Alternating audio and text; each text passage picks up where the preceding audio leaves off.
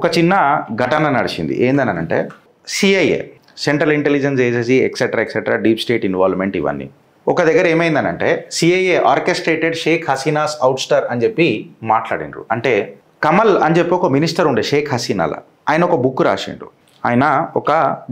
ఏమని బుక్ రాసిండంటే బంగ్లాదేశ్ పైన ఒక బుక్ రాసిండు. అలా క్లియర్ కట్గా చెప్పిండు. ఏమనంటే ఒక డెమోక్రాటిక్ ప్రాసెస్ అనేది కొలాప్స్ అయిపోయింది బంగ్లాదేశ్లో అని చెప్పి చెప్పిండు.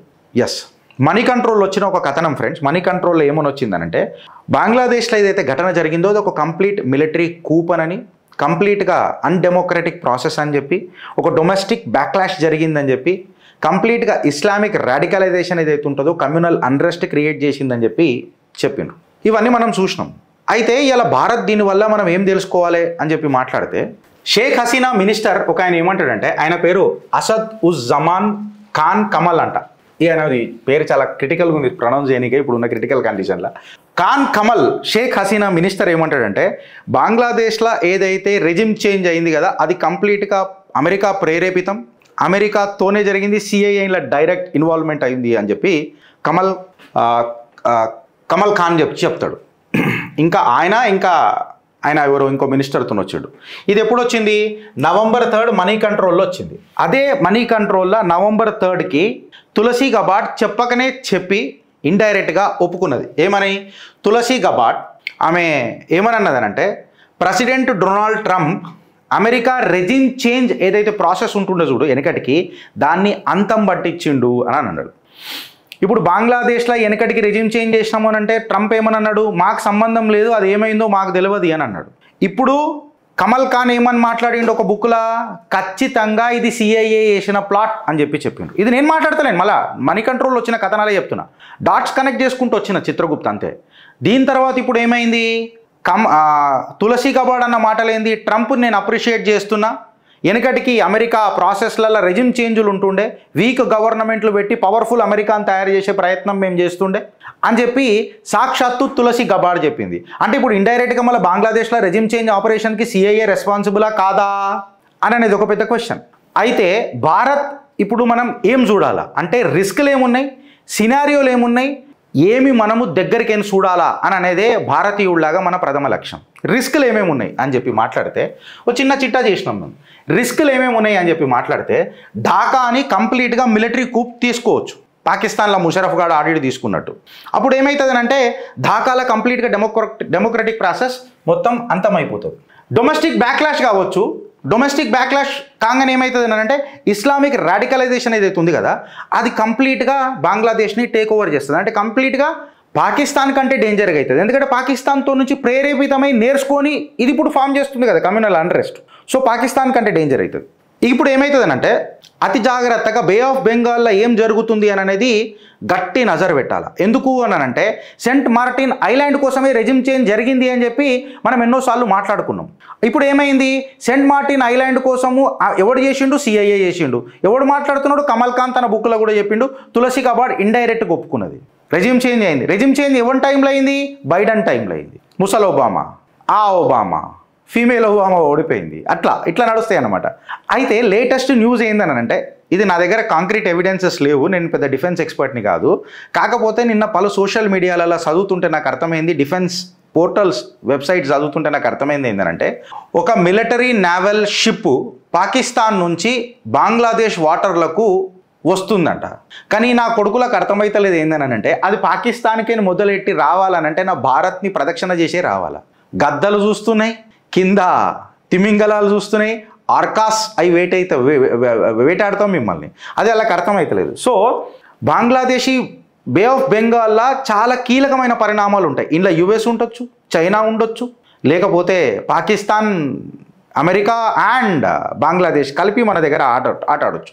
దీనివల్ల ఏమవుతుంది అని అంటే మన నార్త్ ఈస్ట్ రాష్ట్రాలల్లో ఈ రోహింగ్యా ఇన్ఫిల్ట్రేషన్ బాగా పెరిగిపోతుంది. మయన్మార్ ఇన్స్టేబుల్ అయ్యే ఛాన్సెస్ ఉంటాయి. అయితే సినారియోస్ ఏమేమి ఉంటాయి? మన ఊహాగానాలు అంటాం కదా. ఆర్మీ పవర్ సీజ్ చేసింది అనుకో, సివిలియన్ గవర్నమెంట్ని సస్పెండ్ చేసి పడేస్తుంది, ఉన్నా కానీ ఉండనట్టే ఉంటుంది. ఇందులో ఏమైపోతుంది అని అంటే పేరుకి ఒక పుత్తులాని పెడతారు, యూనిస్ గాని పెట్టినట్టు. అది ఎట్లుంటాడు ఇక వెనకటికి పుత్తులాలు అంటే ఇక మనకంటే ఎక్కువ ఎవరికి తెలుసు చెప్పు. యూపీఏ సర్కారు ఉన్నప్పుడు పుత్తులాల గురించి భారతదేశం ఎందుకు మాట్లాడాలి? ఇప్పుడు మొగోడు వచ్చింది, అది వేరే విషయం. కానీ సో మిలిటరీ ఏం చేస్తుంది అని అంటే ఒక ఓనో ఫేస్ పెడుతుంది ప్రపంచ దేశాలలో, ఓనో రిప్రజెంట్ చేయాలి కదా, లేకపోతే హ్యూమన్ రైట్స్ వైలేషన్స్ అని, డెమోక్రసీ అట్లున్నదని ఇట్లున్నదని. అమెరికా వాడికి ఇవన్నీ చెల్తా, భారతదేశంలో మాత్రం డిక్టేటర్ ఉన్నాడని చెప్తాడు. అయితే ఎవరినో పెట్టి మిలిటరీ మొత్తం రియల్ సూపర్ పవర్ అయ్యి హీరో లైన్ నడిపిస్తూ ఉంటుంది. హసీనా సక్సెసర్ వస్తాడా రాడా, లేకపోతే హసీనానే తిరిగిపోతుందా అన్నది ఒక పెద్ద క్వశ్చన్ మార్క్ ఉంటుంది. బయట వాళ్ళు ఎవడెవడు వస్తాడు అని అంటే ఇప్పుడు బంగ్లాదేశ్ మీద కన్నెవడెవడు పెట్టిండు మామా అని చెప్పి ఆలోచిస్తే, బంగ్లాదేశ్లో డైరెక్ట్గా సెంట్ మార్టిన్ ఐలాండ్ సిఐఏ అనే పేర్లు డైరెక్ట్ వచ్చినాయి కాబట్టి బంగ్లాదేశ్కి కవచం కుండలమై ఎవరు నిలబడతారు? అమెరికా నిలబడుతుంది ఖచ్చితంగా. వాడు ఎందుకు అని అంటే భారత్ ఎదుగుతున్నది, ఆల్రెడీ చైనా నా మీద గుడ్లు తీసి చూస్తున్నది, అందుకే వీళ్ళిద్దరిని చూడాలనంటే నేను చిన్న పొక్కల నిలబడి చూస్తుంటా అని చెప్పి ఒక తత్వము అమెరికాకు ఉంటుందా ఉండదా? చైనా ఆల్రెడీ పెట్టుబడులు పెట్టింది, ఆల్రెడీ చైనాలో పాకిస్తాన్తో జర సత్సంబంధాలు ఉన్నాయి. ఆపరేషన్ సింధూర్లో కూడా వీళ్ళు మిసైల్స్ ఇచ్చిండ్రు. సో చైనా కూడా ఇండైరెక్ట్గా ఇస్తా, ఫస్ట్ తర్వాత చూసుకుందాం. ఇండియాని దెబ్బతీసినాం అనుకో ఖచ్చితంగా అమెరికాతో నేను తర్వాత చూసుకుంటా అన్న ఆలోచనతో కూడా ఉంటుంది. సో యుఎస్, చైనా, పాకిస్తాన్ ఇంకా బంగ్లాదేశ్ పొలిటికల్ కాదు మిలిటరీ ఫ్యాక్షన్స్ తయారు చేస్తాయి. అది ఏ ప్రభుత్వానికి చేస్తాయి ఎక్సెట్రా అనేది ఒకసారి మీరు అర్థం చేసుకోండి. దాని తర్వాత శుభ పరిణామాలు కూడా కీడించుకున్నాక మేలుగులు ఎంచుకోవాలి కదా. హసీనా మళ్ళీ వస్తుందొచ్చు, ఆర్మీ తగ్గుతుందొచ్చు, మోదీ హేతో మున్కినే కదా, మేరా భారత్ అప్నా మోడీ కదా, సర్వే జన సుఖినో భవంతు కదా, వసుదైవ కుటుంబకం కదా.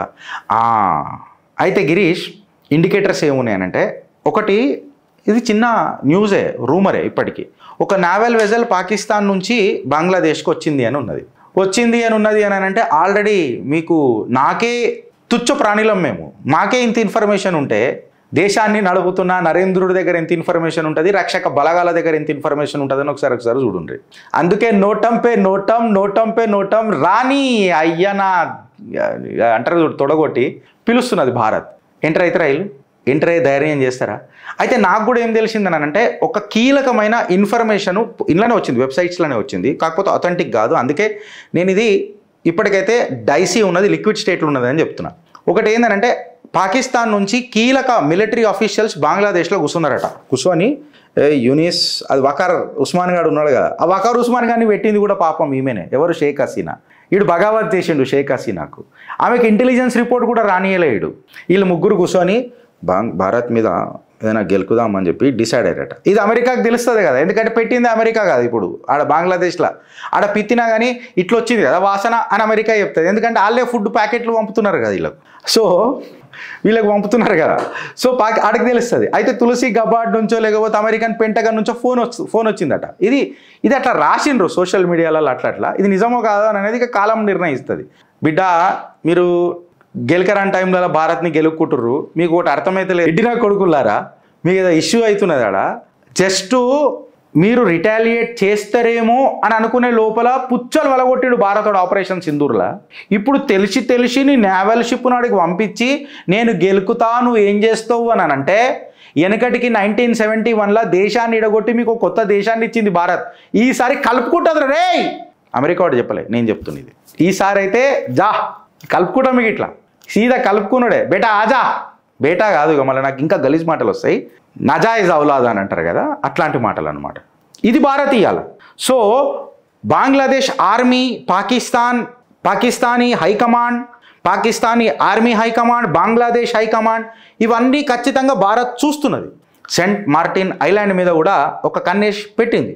నావల్ పోర్టులు ఇవన్నీ ఎట్లెట్లున్నాయో అవన్నీ చూస్తున్నాం. పాకిస్తానీ వెజల్స్ ఎట్లా మూవ్మెంట్ అవుతున్నాయో కూడా క్లియర్ కట్గా చూస్తున్నారు. అందుకనే భారత్ ఏం చెప్పింది తెలుసా, నువ్వు షిప్పును పంపినవేమో, మేము మా ప్రిపేర్నెస్సే మీకు చూపించినాం అని చెప్పి ఆపరేషన్ త్రిశూల్ మేము పార్ట్ 1 పార్ట్ 2 ఇలా చిత్రగుప్తులో పెట్టినాం అనుకుంటా. ఆల్రెడీ మనం చేసినాం, ఇందులో షో చేసినాం, నాకు తెలిసి వారం కూడా కాలే ఆ షో చేసి మేము. సో భారత్ యొక్క రెడీనెస్ అనేది ప్రపంచానికి చూపించింది. సో ఇది చూపించినాక కూడా ఇక మీరు గెలికినరు అనుకోండి, ఏ రకంగా ఉంటుంది పాపం. ఇప్పుడు షేక్ హసీనా తెలుసుకోవాల్సిన విషయం ఏందని అంటే, ఈమె మిలిటరీతోనే అంటారు కదా ఫలానా వాళ్ళతో సోపత్ మంచిది కాదనని, వీళ్ళు ఫలానా వాళ్ళతో సోపత్ చేసినప్పుడు వకార్ ఉస్మాన్ కానీ ఈమెనే పెట్టింది. వాడే ఇలా బగావత్ చేసిండు. ఎంతవరకు బగావత్ చేసిండు అంటే ఇంటెలిజెన్స్కి కూడా తెలియలేదు, ఎందుకంటే డైరెక్ట్ ఆర్మీ ఇన్వాల్వ్ అయింది కాబట్టి. ఈడికి ఆగిపోయిందని అంటే ఈడికి ఆగలే. వకార్ ఉస్మాన్ గాడు ఎవడైతే చీఫ్ ఉన్నాడో వాడు డైరెక్ట్ మన అమెరికా చేతులకు వెళ్ళిపోయిండని, ఆడ ఏం చెప్తున్నాడో అట్లా ఆడుతున్నారని చెప్పి 15 ఆర్మీ ఆఫీసర్స్ని వాడు డీటైన్ చేసిండని చెప్పి ఇట్లాంటి కథనాలు సోషల్ మీడియాలో పలు బంగ్లాదేశీ బ్లిడ్స్లో కూడా వచ్చింది అనుకుంటుంది. బ్లిడ్స్లో కూడా ఉన్నది. ఎస్, ఆడ ఆర్మీ కూప్ నడిచిందని ఇదంతా బ్లిడ్స్లో కూడా వెనకటికి చెప్పినాం. యుఎస్ ఫారిన్ పాలసీ ఏ రకంగా ఉంటుంది అని అంటే నేను ట్రంప్ని అప్రిషియేట్ చేస్తున్నా అని చెప్పి క్లియర్ కట్గా తులసి గబార్డ్ ఒప్పుకున్నది. అంటే వీళ్ళు రెజిమ్ చేంజ్లు చేసిండ్రు అని చెప్పి క్లియర్ కట్గా ఒప్పుకున్నారు. ఇదంతా ఎవడు ఆర్కెస్ట్రేట్ చేస్తున్నాడు అంటే మా ప్రావీణ్యం ఉన్నది అని చెప్పి చెప్తున్నారు. అందుకనే భారత్ నోటం జారీ చేసింది. అసలు అంత పెద్ద ఎక్సర్సైజ్ నాకు తెలిసి ఇంతవరకు భారత్ చేయలే. నోటం పే నోటం అనేది క్లియర్ కట్గా భారత్ చూపించింది. అన్నిటికీ రెడీ ఉన్నాం. దీనికి ఇప్పుడు ట్రంప్ ఏం చేస్తున్నాడు తెలుసా ఫ్రెండ్స్, ఆ చిట్టా ఇప్పేది ఉండే, నేను ఈ బస్ ఘటన వల్ల నేను ఇప్పలే. అయితే ఆ చిట్టాలో ఏందని అంటే ఈ న్యూక్లియర్ ఎన్పిటి అని అంటారు, న్యూక్లియర్ ప్రొలిఫరేషన్ ట్రీటీ అనేది ఉంటుంది. నాకు అది ఇప్పుడు ప్రొనౌన్సియేషన్ వస్తలేదు. అదొక ఎన్పిటి అని అంటారు. ఇంకొకటి సిటిబిటి కాంప్రెసివ్ టెస్ట్ బ్యాన్ టీటీ అని చెప్పి అది కూడా ఉంటుంది. దాని మీద ట్రంప్ ఎంఫసైజ్ చేసి మాట్లాడుతున్నాడు. దాని చిట్టా మనం రేపు గట్టికి ఇప్పుతాం ఫ్రెండ్స్. ఆల్రెడీ డేటా అంతా రెడీ ఉన్నది, జస్ట్ మీ ముంగటికి ప్రజెంటేషన్ చేయడమే బాకీ. సో ఇవాళ మీ దేశ నరేంద్రుడు మన ప్రధాని చేసిన ఏవైతే ఆట చూపించింది కదా వీళ్ళకు, ఈ విన్యాసాలు నిజంగా బంగ్లాదేశ్ని డిమోరలైజ్ చేస్తాయా లేదా పాకిస్తాన్ని మోటివేట్ చేస్తాయా యుద్ధాన్ని దిగనికే? మీ కమెంట్ రూపంలో జర చెప్పుండ్రి. భారత్ మాతాకి జై.